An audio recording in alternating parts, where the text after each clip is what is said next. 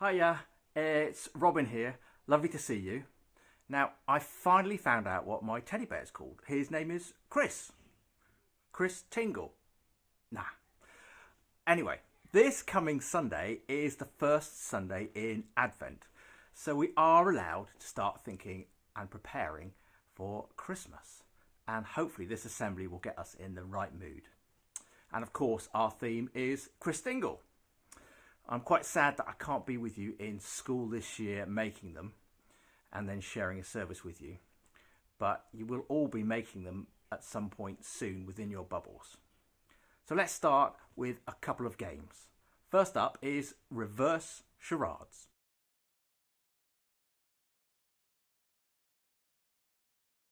This is how it will work. First of all the clues you have to guess are linked to the Christingle. So hopefully quite easy. Now the teacher will need to choose two people to be the guessers.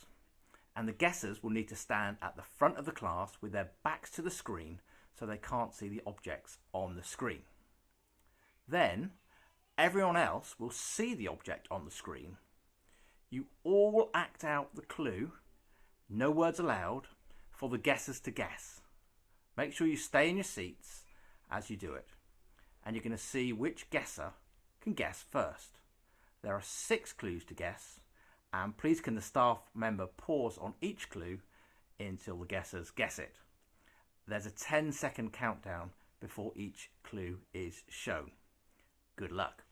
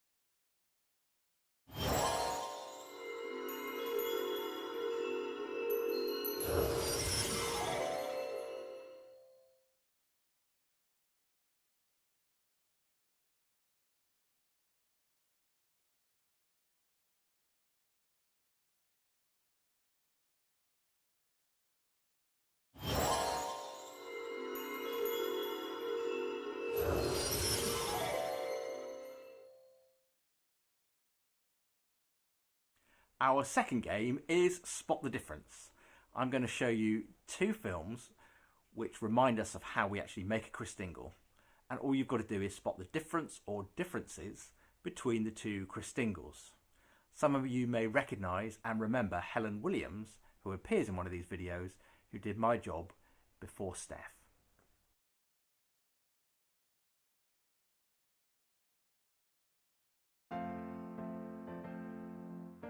Let's make our Christingle. Who can we find to help us? We'll start with the orange. The orange represents the whole world. Next, we're going to add red tape around the middle of the orange. This represents God's love going all the way around the earth. We're going to take some sweets and put them on cocktail sticks. Then we're going to stick them in 4 points in the orange. This represents all the amazing good gifts that God has given us. We're going to carefully make a cut in the top of the orange, and then we're going to place the candle in the top. The candle represents Jesus, the light of the world. And now our Christingle is complete.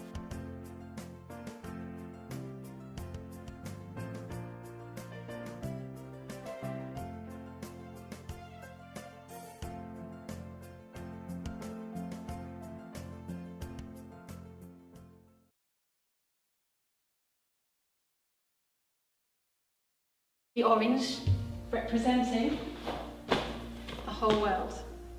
The red ribbon around the middle reminding us of God's love for us. The 4 cocktail sticks with the sweets reminding us of the 4 seasons, or the 4 directions, north, south, east and west, and those yummy, yummy goodies. Today we have hearts and teddies bringing comfort. And then in the centre, God's light. Jesus coming into the world, being light in the very darkest times. And the foil, us, reflecting Jesus' light in the world around us.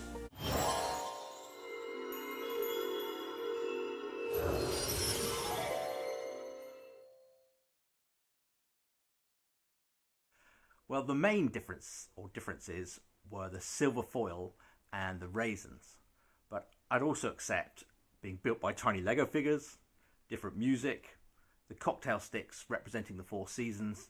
I'm sure I might have missed some others too. But let's get a little bit more serious. Now, one of the main reasons for doing Christingle is to raise money for the charity, the Children's Society. And part of their work supports young carers. There are about 800,000 young carers in the UK today. So we're going to meet 15-year-old Hannah, who is a carer for her mum.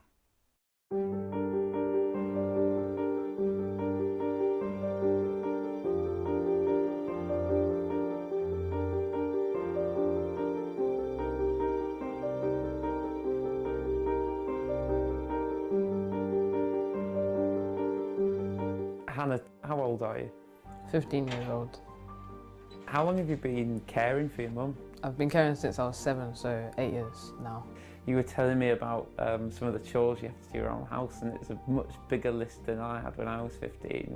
What kind of things does that involve, like weekly? It's mainly just cleaning the surfaces and sweeping the floor.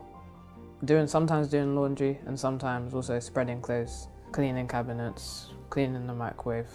What kind of things do you have to do, like you personally, day to day, to help your mum? Ask her how she's feeling, and if she's not feeling well, then I'd help her take her bags up and bring her food to her room instead of her coming down here. So do you feel like, as a young carer, aside from like education, do you feel like you miss out on anything? I'd be less likely to be allowed to go out probably every week or every other week than other kids. So say if I wanted to go out for shopping or something, I wouldn't be able to do that. What's the hardest part of being a young carer?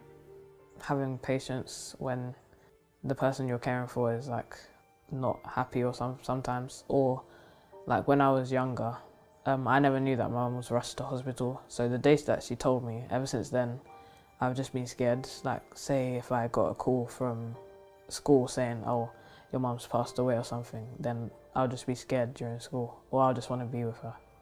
Do you think if you had like some kind of support network at school, or school knew more about it, were more involved, that things would be easier for you? Yeah, I think so, because then they'll understand why I find it sometimes hard to study. And also, there is a woman that you can talk to, but they expect you to go to her. And I'm not really one to talk about my feelings a lot. So I think adults should come to us if they're like a mentor in the school or someone that is easy to talk to. Do you think there should be like more support for young carers in the UK? Yeah, because I went to the camp, I think 2 years ago, and there was someone that cared for his brother and he was blind, and I think that would take a lot of perseverance and patience. So I think he would need a lot of support, and other people as well. Is there anything positive about being a young carer? Yeah, I get to spend more time with my mum and I enjoy her company a lot as well.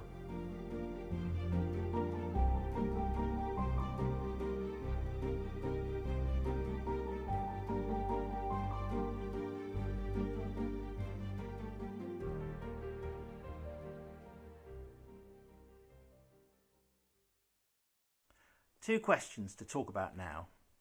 How do you feel hearing Hannah's story?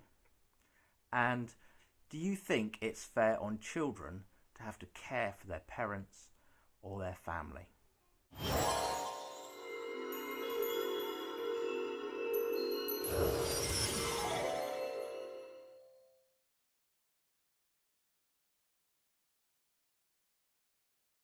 Our song this week is by Chris De Burgh, which is a different look at the Christmas story. He explains it by asking you to imagine that the Star of Bethlehem that guided the wise men was in fact a spacecraft from another galaxy, bringing the good news of Christ's birth from somewhere completely different across the universe and joining in the celebrations that we now know as Christmas.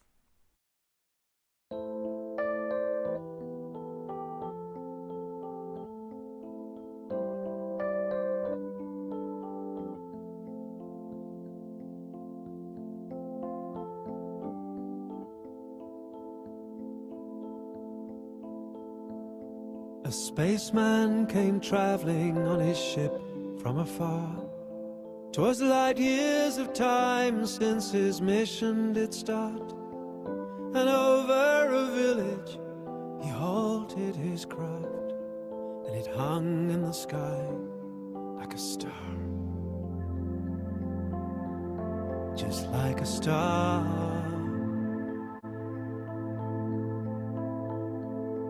He followed a light and came down to a shed where a mother and child were lying there on a bed. A bright light of silver shone round his head, and he had the face of an angel. And they were afraid. Then the stranger spoke.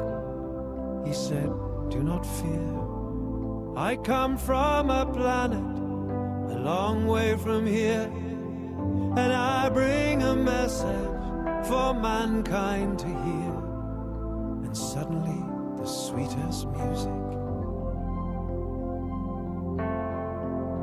filled the air, and it went la la la la la la la la la la la la.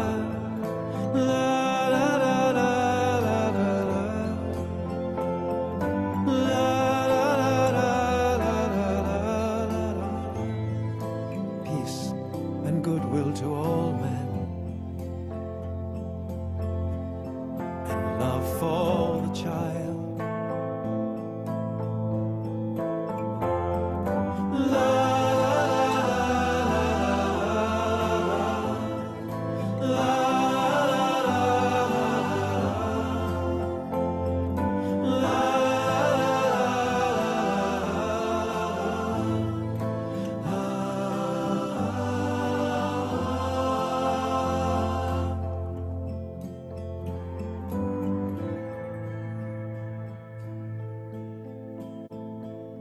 This lovely music went trembling through the ground, and many were wakened on hearing that sound. And travellers on the road, the village they found by the light of that ship in the sky, which shone all around. And just before the dawn, at the paling of the sky, the stranger returned and said, "Now I must fly. When 2,000 years of your time has gone by, this song will begin once again. To a baby's cry, and it goes la la la.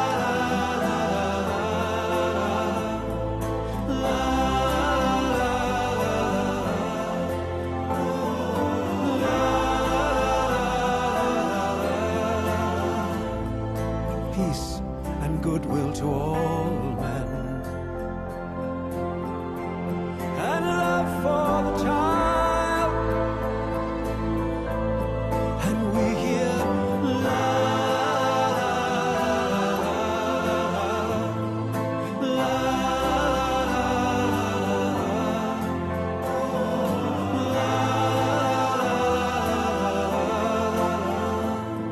This song will begin once again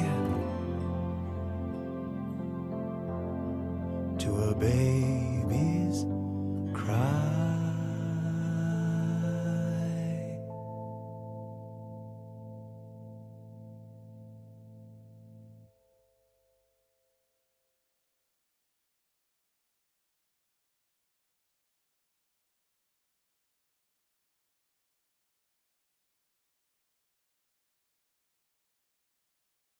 For our prayer and reflection time, there's a short reminder for you of the symbols of Christingle, and then there's going to be a prayer read by Rev Glyn and Mandy Lurie.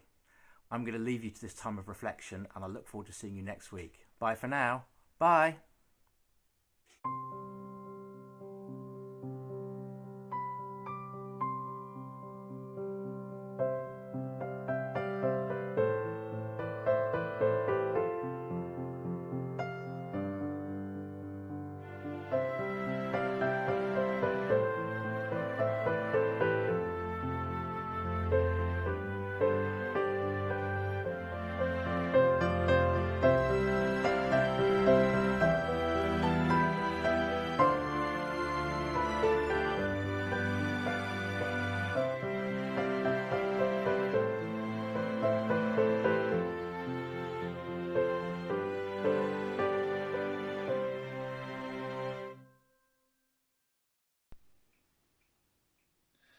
Let us pray.